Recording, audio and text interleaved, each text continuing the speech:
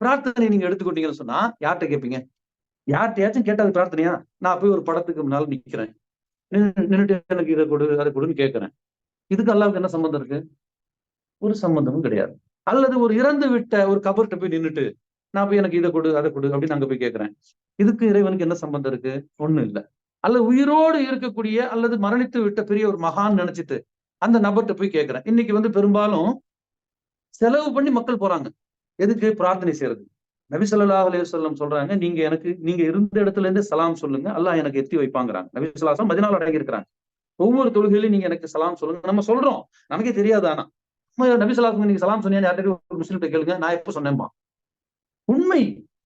ஒரு முஸ்லிம் இடத்தில் தொழுதுட்டு வரவன்ட்ட போய் கேளுங்க, நபி ஸல்லல்லாஹு அலைஹி வஸல்லம் சலாம் சொன்னியா? இல்லையா, சொல்லலையாம்மா. தொழுகையிலும் சொல்லி இருக்கின்றான், அவனுக்கே தெரியவில்லை. அஸ்ஸலாமு அலைக்க ஐயுஹன் நபியு ரஹ்மத்துல்லாஹி பரக்காத்துஹு என்று அத்தஹியாத்துல ஓதுகின்றோமே, அது அல்லாஹ்வுடைய நபி ஸல்லல்லாஹு அலைஹி வஸல்லம் நாம் சொல்லக்கூடிய சலாம், அவர்களுக்காக நாம் செய்யக்கூடிய துவா, அவர்களுக்காக நாம் செய்யக்கூடிய பரிந்துரை. இதை அல்லாஹ்வுடைய நபி ஸல்லல்லாஹு அலைஹி வஸல்லம் சொல்றாங்க, அல்லாஹ் எனக்கு எத்தி வைப்பான்ங்கிறாங்க. ஆனா இங்க இருந்து அஜ்மீர்ல இருக்கக்கூடிய ஒரு நல்லடியாருக்கு பயணம் பண்ணி போறான். எத்தனாயிரம் ரூபாய் செலவு பண்ணிட்டு போறான்? 50,000 ரூபாய் செலவு பண்ணி போறான். தமிழ்நாட்டுல இருந்து அஜ்மீருக்கு போறான். ஆனால் அப்படி போறதுனால ஏதாச்சும் நன்மை இருக்கின்றதா? சிந்திச்சு பாருங்க. அவருடைய வரலாறு எடுத்து படிக்கிறோம். அந்த அஜ்மீர்ல வாழ்ந்த பாதுஷா, என்ன பாதுஷா ஃபுல் நேம், ஒரு நேம் கிஸ்தி முஹைதீன், என்னமோ ஒரு பெரிய பேர் வரும். அப்ப அந்த காஜா முஹைதீன் வச்சுக்குவோம். அவர் ஒரு நல்லடியார். அவருடைய நற்கர்மங்கள் எல்லாவிடத்தில் பெறப்பட்டு இருக்கும், அது ஏற்றுக்கொள்ளப்பட்டது. அவர் ஒரு அவுலியா, அதுல மாற்றுக்கிறது கிடையாது. நமக்கு தெரியாதானா? அப்ப அவர் இடத்துல வந்து போறதுக்கு முன்னால் நம்ம அவருடைய ஹிஸ்டரி எடுத்து படிச்சோம்னா, அவர் வந்து தமிழ்நாட்டுக்கு வந்தது கிடையாது, தென்னிந்தியாவுக்கு வந்தது கிடையாது. அவர் நார்த் சைடு இருந்த ஒரு இஸ்லாத்தினுடைய ஒரு மிகப்பெரிய ஒரு அறிஞர். அப்ப அவர் வந்து மௌத்தா போயிட்டார். நம்ம என்ன சொல்றோம்? மௌத்தா போகல, உயிரோட தான் உட்கார்ந்துருக்காருன்னு வச்சுக்கோங்க. இன்னைக்கு நீங்க இங்க போயிட்டு அவர்கிட்ட போய் நீங்க ஏதாச்சும் ஒரு துவா செய்றீங்க, ஒரு குழந்தை இல்லை அப்படிங்கிறீங்க. அப்ப அவர் என்ன சொல்லுவாரு? கே போல்தாய் தும்பாரு. ஏன்னா அவருக்கு தமிழ் தெரியாது. அப்ப உயிரோடு வாழ்ந்த காலத்திலே தமிழ் தெரியாத ஒரு மகான் இறந்து 400 ஆண்டுகளுக்கு பிறகு கபரிலே தமிழ் மொழியை கற்றுக்கொண்டாரா?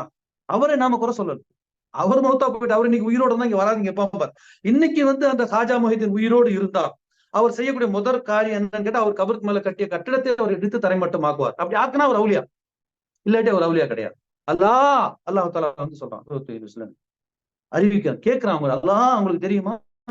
இன்ன அவுலியா அல்லாஹி லா ஹவுஃபுன் அலைஹிம் வலா ஹும் யஹ்ஸனூன் அல்லதீன ஆமனூ வ கானூ யத்தகூன். அவுலியாவுக்குரிய இலக்கணத்தை அல்லாஹ் வந்து சொல்றான். அவுலியா என்று சொன்னால் அவர்கள் எதற்கும் பயப்பட மாட்டார்கள், கவலைப்பட மாட்டார்கள். அல்லாஹ்வை தவிர வேறு எதற்கும் வந்து அவங்க வந்து அஞ்ச மாட்டார்கள். அல்லாஹ்வின் மீது உறுதியான நம்பிக்கை கொண்டு இருப்பார்கள். அப்போ இந்த கானூ யத்தகூன், இரையச்சம் உடையவர்களாக இருப்பார்கள்.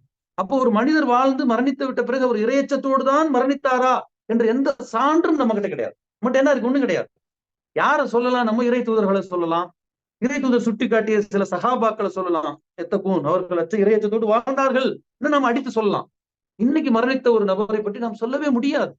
நம்பிக்கை, மூமினாக மரணித்திருப்பார், துவா செய்யறோம், ஸலாத்து ஜனாஸாவுல கலந்துக்கிறோம், எல்லாம் நம்பிக்கையின் அடிப்படையில தான். அப்ப இந்த மாதிரி ஒரு பிரார்த்தனை என்று சொன்னால் இறைவனுக்கும் நமக்கும் தொடர்பு இருக்கணும். அப்ப பிரார்த்தனை எங்கெங்கே செய்ய வேண்டும் என்று சொன்னால் இறைவனோடு மட்டும்தான் நம்முடைய பிரார்த்தனைகள் இருக்க வேண்டும்.